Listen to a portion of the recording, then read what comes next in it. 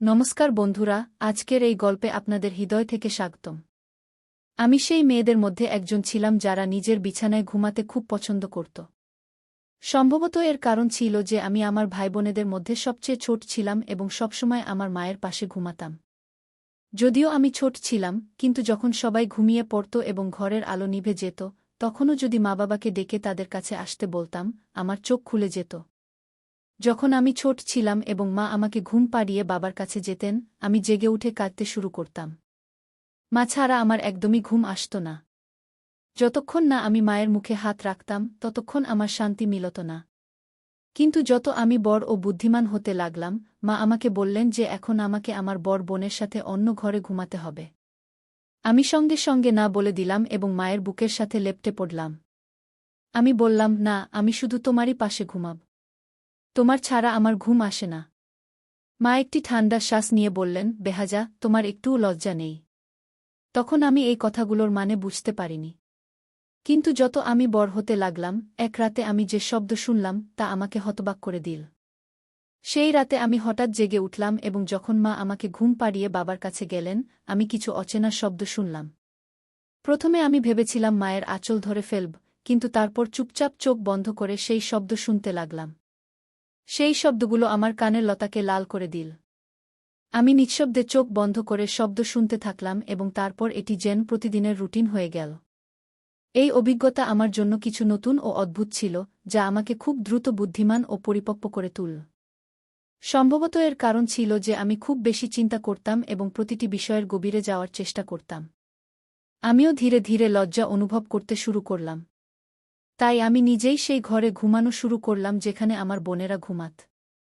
আমার থেকে বড় 3টি বোন ও 2 ভাই ছিল। সময় কেটে গেল এবং সবাই বিয়ের বয়সে পৌঁছে গেল। আমার সব ভাইবোনের বিয়ে আমার আগেই হয়ে গেল। যখন আমার বিয়ে হয়ে যাওয়া বোনেরা কোনো অনুষ্ঠানের জন্য আমাদের বাড়িতে আসত, তখন রাতে লুকিয়ে 3জন পরস্পরের সাথে কথা বলত এবং খুব হাসত। কিন্তু যেই আমি সেখানে পৌঁছাতাম, সবাই চুপ হয়ে যেত। যখন আমি তাদের জিজ্ঞাসা করতাম কি কথা হচ্ছে, তারা আমাকে বলত, তুমি এখনও ছোট। যদিও আমি 18 বছর বয়সী পৌঁছে গিয়েছিলাম, কিন্তু তারা আমাকে এখনও বাচ্চা মনে করত। ধীরে ধীরে আমি এত চতুর হয়ে গেলাম যে যখনই আমার বোনেরা আসত, আমি ইচ্ছে করে ঘুমের ভান করতাম এবং তাদের মাঝে বিছানায় শুয়ে পড়তাম। তারপর তারা 3জন বসে ফিসফিস করে পরস্পরের সাথে সেইসব কথা বলত যা স্বামী স্ত্রীর মধ্যে হয়। আমার 3টি বোন সবসময় পরস্পরের সাথে সবকিছু শেয়ার করত এবং একসাথে শরীরত করত। আমিও তাদের কথা শুনতাম এবং নিজেকে সংযত রাখার চেষ্টা করতাম। বিয়ের পরের জীবন সুখে ভরে যায়, এই কথা আমি জেনে গিয়েছিলাম। তাই আমার মনেও একটা হুলস্থুল শুরু হয়ে গেল। আমি ভাবতে লাগলাম, আহা, আমারও বিয়ে হয়ে যাক। আমারও একজন স্বামী হোক এবং আমিও আমার স্বামীর থেকে সেই ভালোবাসা পাই যা আমার বোনেরা পায়। বিয়ের পর এসব জায়েজ হয়ে যায় এবং এতে শান্তিও মেলে। এই ভাবনা ভেবে আমার হৃদয় জোরে জোরে ধড়ফড় করতে লাগত। পড়াশোনায় মনোযোগ দেওয়ার বদলে আমি বিয়ের পরের স্বপ্ন দেখতে লাগলাম। প্রতি রাতে এক অদ্ভুত অস্থিরতা আমার শিরায় শিরায় ছড়িয়ে পড়ত। যখন আমি ঘরে একা থাকতাম, তখন আমার মোবাইলে ইন্টারনেটে ছেলেমেয়েদের রোমান্টিক গান দেখতাম এবং নিজেকে সেই মেয়েটির জায়গায় কল্পনা করতাম। আমি সেই মেয়েটির জায়গায় নিজের ভাবী স্বামীর কল্পনা করতাম এবং শান্তি পেতাম। একদিন আমার বড় বোন বাড়িতে এসেছিল। ভাবী ও আমার বোন পরস্পরের সাথে এমন কিছু কথা বলছিল যা শুনে আমার মনে অন্যরকম ভাবনা আসতে লাগল এবং আমি আবার সেই রোমান্টিক ভিডিও দেখতে লাগলাম। ঠিক সেই মুহূর্তে আমার বোন জেগে উঠল এবং আমাকে এসব করতে দেখে ফেল। সে আমার মোবাইল কেড়ে নিল এবং আমার মুখে এক চড় মারল। তারপর রেগে বলল, নিজের বয়স দেখ এবং নিজেদের কাজ দেখ। আমি বুঝতে পারছিলাম না কেন তুই পড়াশোনায় মনোযোগ দিচ্ছিস না। তুই তো সময়ের আগেই এসব খারাপ কাজে লিপ্ত হয়ে গেছিস। তোর খুব শখ নিজের জীবনে কাউকে জড়ানোর। দেখ, সকালে মাকে বলব যে তোর এই মেয়ে একদিন তোর মুখ কালো করে চলে যাবে। এর আগে যে আর কিছু খারাপ হয়, এটাকে এখান থেকে বিদায় কর। যখন আমার বোন আমার এই হটকারিতা জানতে পারল, আমি খুব ভয় পেয়ে গেলাম। আমি কাঁদতে লাগলাম এবং তার হাত জোট করে ক্ষমা চাইতে লাগলাম। না দিদি, এমন কিছু নয়, আমি শুধু এমনিই দেখছিলাম। কিন্তু সে আমাকে খুব ডাকাডাকি করল। পরের দিন আমার বোন আমাকে আমার মোবাইল ফেরত দিল, কিন্তু এই প্রতিশ্রুতি নিল যে যদি আবার এই ধরনের অশ্লীল ভিডিও দেখলে খারাপ ফল হবে। আমিও তবা করেছিলাম, কিন্তু যখন আমি কলেজে যেতাম এবং আমার বান্ধবীদের তাদের বয়ফ্রেন্ডের সাথে কথা বলতে শুনতাম, তখন আবার আমার মধ্যে সেই অনুভূতিগুলো জেগে উঠত। আমি 18 বছর বয়সী ছিলাম যখন আমার বোন আমাকে আবার মোবাইলে সেই ভিডিও দেখতে দেখে ফেল। সে বলল, তোমাকে মানা করা হয়েছিল না? তবুও তুমি মানলে না। মনে হচ্ছে তোমার যৌবন একটু বেশি জোশ দেখাচ্ছে। চলো, এখন মাকে বলি। আমি আর সহ্য করতে পারলাম না, তাই রাগে বললাম, হ্যাঁ, তোমরা সবাই বিয়ে করে নিজের জীবন উপভোগ করছ, আর আমাকে একটা ভিডিও দেখতে দিচ্ছ না। এর চেয়ে ভালো তো মাকে বলে দাও, আমারও বিয়ে দিয়ে দাও। আমি বিয়ের যোগ্য হয়ে গেছি, ঘরের কাজও ভালো করে করতে পারি, আর পড়াশোনায় আমার তেমন কোনো আগ্রহ নেই। যখনই আমি কিছু বলি, লোকেরা মা হয়ে আমাকে ডাকতে থাকে। আমার বোন আমাকে এক চড় মারল এবং বলল, কি যুগ এসে গেছে! যখন তুমি শ্বশুরবাড়ি যাবে তখন সোজা হয়ে যাবে। শ্বশুরবাড়িতে শুধু স্বামী থাকে না, অনেক দায়িত্বও থাকে।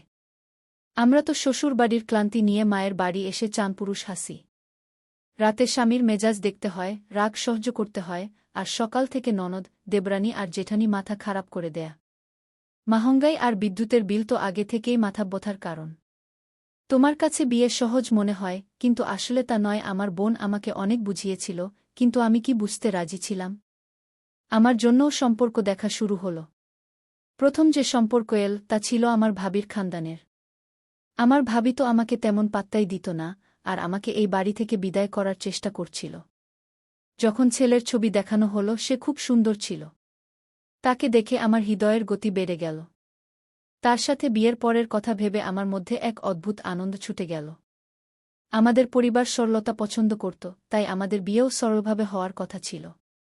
বিয়ের প্রস্তুতি শুরু হয়ে গেল, এবং তারপর সেই দিন এল যখন আমি মেহেদি লাগিয়ে কনে সেজে বসেছিলাম। খানদানের সব মহিলারা এসে মেহেদির রীতি পালন করছিল। আমি যদিও গম্ভীরভাবে বসেছিলাম, কিন্তু ভেতরে আমার মনে আনন্দের ঢেউ ছুটছিল। পরের দিন আমি আমার স্বামীর কাছে পৌঁছাতে চলছিলাম, আর এই ভাবনাতেই আমার মধ্যে হুলস্থুল পড়ে গিয়েছিল। বিয়ের দিন আমার হৃদয়ে এক অদ্ভুত অস্থিরতা ছিল, কিন্তু মায়ের বাড়ি ছাড়ার দুঃখ ছিল। যখন আমি প্রস্তুত হওয়ার জন্য বিউটি পার্লারে যাচ্ছিলাম, তখন একবার ফিরে সেই বাড়িটাকে দেখলাম যেটা ছেড়ে আমাকে যেতে হবে।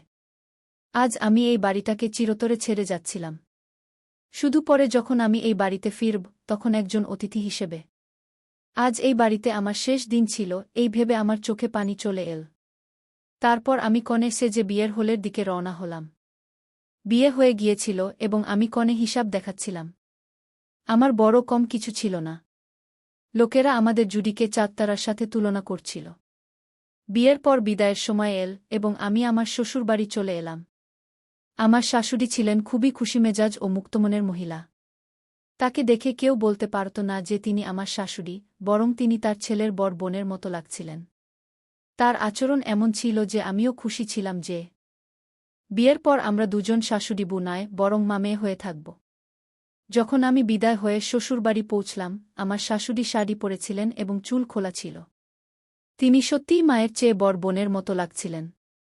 তিনিই আমাকে এসে ঘরে বসালেন। যখন আমি বিছানায় বসলাম, আমার শাশুড়ি কাছে এসে বসলেন। তিনি আমার দোপাটাটি একটু পিছিয়ে ঠিক করলেন এবং আমার দিকে তাকিয়ে বললেন, তোমাকে দেখে আমার ছেলে খুব খুশি হবে। তুমি খুব সুন্দর, এবং তুমি তোমার স্বামীকে ঠিকভাবে সামলাতে পারবে। এটা শুনে আমি লজ্জায় লাল হয়ে গেলাম। আমি কখনো ভাবিনি যে আমার শাশুড়ি স্ট্যান কথা বলতে পারেন। আমি হাসলাম। তখন তিনি বললেন, আরে বউ, আমাকে অন্য শাশুড়িদের মতো ভেবো না। আমি তোমার বন্ধু হয়ে থাকব। তুমি আমাকে বিনা সংকোচে কিছুই শেয়ার করতে পারো। তার কথা শুনে আমার মন হালকা হয়ে গেল, এবং আমি বিশ্বাস করলাম যে আমাদের সম্পর্ক শাশুড়ি বুয়ের চেয়ে বন্ধুত্বের হবে। যদি সুহাগরাত নিয়ে তোমার কিছু জানার থাকে বা কোনো সমস্যা থাকে, তবে বলো।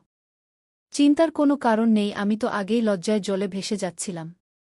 আমি ভেবেছিলাম আমার স্বামী খুব রোমান্টিক হবেন এবং আমার সব ইচ্ছা পূরণ করবেন। কিন্তু আমার শাশুড়ি সোনায় সোহাগা করলেন। আমি তাকে মানা করলাম যে এমন কোনো কথা নেই, আমার কিছু জানার নেই। তবুও তিনি আমার পাশে বসলেন এবং ধীরে কানে বলতে লাগলেন, আজকের দিনে ছেলেদের কিভাবে খুশি করা যায়। আমি পুরো মনোযোগ দিয়ে তাদের কথা শুনতে থাকলাম। কিছুক্ষণ পর যখন শাশুড়ি মা ঘর থেকে বাইরে গেলেন, তখন আমি বাইরে থেকে আওয়াজ শুনলাম। শাশুড়ি মা তার ছেলেকে বলছিলেন, বেটা, আমার বুকে বেশি তাড়া দিও না। যদি সকালে আমার কাছে অভিযোগ আসে তাহলে আমি আমার বুকে 1 মাসের জন্য আমার কাছে ডেকে নেব। এতে আমার স্বামী চুপ ছিলেন। যখন তিনি ঘরে এলেন আমি তৎক্ষণাৎ মাথা নিচু করে বসে গেলাম। আমার স্বামী আমার সামনে এসে বসলেন এবং যেই তিনি আমার ঘোমটা তুললেন তখনই আমার সৌন্দর্যের প্রশংসা করতে লাগলেন। তার প্রশংসা শুনে আমি লজ্জায় হাসতে থাকলাম। তারপর তিনি আমার হাত ধরে সোনার আংটি আমার আঙুলে পরিয়ে দিলেন এবং হাত সোহাগ করতে লাগলেন।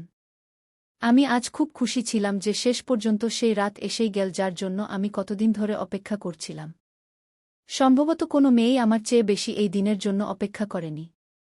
কিন্তু যেই আমার স্বামী আমার কাছে এলেন তার ফোনে একটি কল আসল। আমার স্বামী সেই কল দেখে গম্ভীর হয়ে গেলেন। তিনি ফোন কানে লাগিয়ে বারান্দায় চলে গেলেন এবং অনেকক্ষণ ধরে কথা বলতে থাকলেন। আমি বুঝতে পারছিলাম না তিনি কার সাথে কথা বলছেন। আমার মনে অদ্ভুত অডিম ভাবনা আসতে লাগল। আমি উঠে তার পিছনে গেলাম কিন্তু তখন তিনি ফোন বন্ধ করে দিয়েছিলেন। আমার স্বামী বেশ বিচলিত দেখাচ্ছিলেন। আমি জিজ্ঞাসা করলাম, কি হয়েছে? সব ঠিক তো? তিনি বললেন, বস আমাকে এজেন্ট হিসেবে মুম্বাই যেতে বলেছেন। সকালে একটি খুব গুরুত্বপূর্ণ মিটিং আছে যার সব কাগজপত্র আমার কাছে। এই প্রজেক্টটিও আমি নিজেই তৈরি করেছি। আসলে বিবরণ অনুযায়ী মিটিংটি 1 সপ্তাহ পরে হওয়ার কথা ছিল, কিন্তু যার সাথে মিটিং আছে তাকে রাতেই কোনোভাবে বাইরে যেতে হবে। তাই আমাকে মুম্বাইয়ের জন্য রওনা হতে হবে যাতে সকালের মিটিংয়ের সময়মতো পৌঁছাতে পারি। আমার সব স্বপ্ন যেন ভেঙে গেল। তারপর সবাই জেগে উঠল। শাশুড়ি তো আগে থেকেই প্রস্তুত ছিলেন এবং শ্বশুরও সচেতন পোশাক পরেছিলেন। যদিও এটি মানার মতো বিষয় ছিল যে দুজনই তাদের যুবক ছেলের মা-বাবা হওয়া সত্ত্বেও নিজেরা একদম যুবক দেখাচ্ছিলেন। আমার শাশুড়ি, যিনি সকাল সন্ধ্যা সুরখো গোলাপ খেতেন, তার মুখের উজ্জ্বলতা দেখে আমার মনে হতো যেন তিনি কোনো রানীর মতো। যখন আমার স্বামী তাদের বললেন যে তাকে জরুরি কাজে যেতে হবে, তখন দুজনেই চিন্তিত হয়ে গেলেন। তারা বলতে লাগলেন, যেও না, তোমার বউ কী ভাববে? আজ তো তোমার বিয়ের প্রথম রাত, বিশেষ রাত। যেও না। কিন্তু আমার স্বামী বললেন, চাকরি চলে যাবে। এই রাতের কি? আমরা তো পুরো জীবন একসাথে কাটাব। আমার স্বামী কোনো রকমে বোঝাতে পেরে সেখান থেকে চলে গেলেন এবং আমি শুধু মুখ তাকিয়ে থাকলাম। আমি তার জিনিসপত্র প্যাক করতে সাহায্য করলাম এবং তিনি এয়ারপোর্টের জন্য রওনা হলেন। শ্বশুর তাকে ছেড়ে দিতে গেলেন। শাশুড়ি আমার কাছে এসে বসলেন এবং বারবার ক্ষমা চাইতে লাগলেন। কিন্তু আমি বললাম, কোনো সমস্যা নেই। এমন হয় যখন শ্বশুর ফিরে এলেন তখন দুজনই তাদের ঘরে চলে গেলেন এবং আমি কাপড় বদলে বিছানায় শুয়ে পড়লাম। ভেতরে আমি খুব অস্থির ছিলাম এবং ভাবছিলাম যে এখন এই দুদিন কিভাবে কাটাব। যাই হোক, যেখানে এত বছর কেটে গেছে সেখানে দুদিনও কেটে যাবে। সেই রাতে আমি ঘুমিয়ে পড়লাম। সকালে কিছু মেহমান আমার মুখদর্শনের জন্য এসেছিলেন। সবাই জিজ্ঞাসা করছিল, তোমার স্বামী কোথায়? দুলহা ছাড়া তো দুলহন অসম্পূর্ণ। এই ধরনের কথা শুনে আমি লজ্জায় লাল হয়ে যাচ্ছিলাম। তারপর আমার মায়ের বাড়ি থেকে আমার বোনেরা এবং ভাবিরা এলেন। আমার বোনেরা শরারত করে জিজ্ঞাসা করতে লাগল, চলো, এখন কাল রাতের কথা কিছু বলো। তোমার স্বামী কি তোমার কাছে থাকল? তার আগেই তো তোমাকে ছেড়ে চলে গেল। আমি গভীর শ্বাস নিয়ে নিজেকে সামলে নিলাম। আমার বড় বোন আমার কাছে এসে তালি দিয়ে জোরে হাসল। তিনি বললেন, যেমন কেমন তেমন। যতটা অধীর তুমি ছিলে, দেখো তোমার সাথে কি হলো। আমার তো আর সহ্য হচ্ছিল না, নইলে এখনই তোমার গলা টিপে দিতাম। এখন দুদিন পর আমার স্বামীকে ফিরে আসার কথা ছিল। আমি ভেবেছিলাম যে এই দুদিন পলক ফেলতেই কেটে যাবে। আমি আমার শাশুড়ির সাথে বেশ মিশে গিয়েছিলাম। তার মুখে এত উজ্জ্বলতা ছিল যে অনেক কুমারী মেয়েরাও এমন উজ্জ্বলতার জন্য তৃষ্ণার্ত থাকত। কিন্তু আমার স্বামী আমার থেকে আরও দূরে সরে যাচ্ছিলেন। এখন তিনি বলতে লাগলেন যে 2 সপ্তাহ পর আসবেন।